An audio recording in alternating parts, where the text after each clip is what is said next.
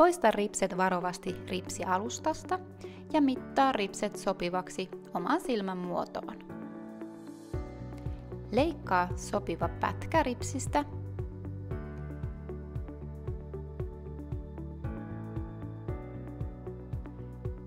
ja lisää liimaa ohuelti ripsitupsunauhaan.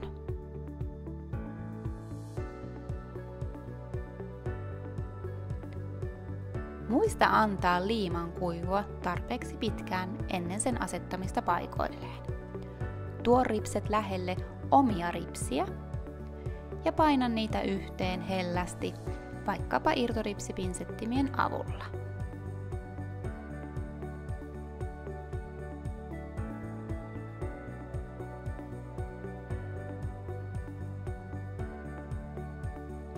Voit myös halutessasi kohottaa ripsiä sormin. Ja valmis! Toinen tapa käyttää ripsitupsunauhoja on pieninä tupsuina. Tässä laitan ripsitupsun omin ripsieni alle, jolloin liima tulee ripsinauhan päälle. Kohota varovasti omaa silmäluomea ja lisää ripsitupsu omien ripsiesi alle. Tällä tavalla tulee todella kaunis ja luonnollinen vaikutelma. Lisäsin myös pienempiä SK:n ripsitupsuja omien ripsieni päälle ja puristan kevyesti pinsettien avulla niitä omien ripsien kanssa yhteen.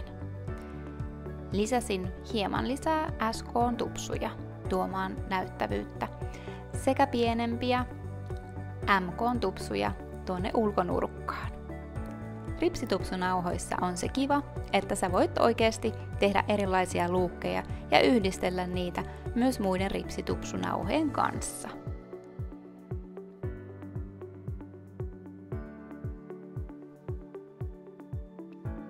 Ja tässä lopputulos Picture Perfectillä. Poistaessasi ripsitupsunauhan, kastele vanulappu tai topspuikko vaikkapa micellar-veteen, pyörittele sitä ripsitupsunauhan päällä ja vedä hellävaraisesti ripsitupsunauhat pois.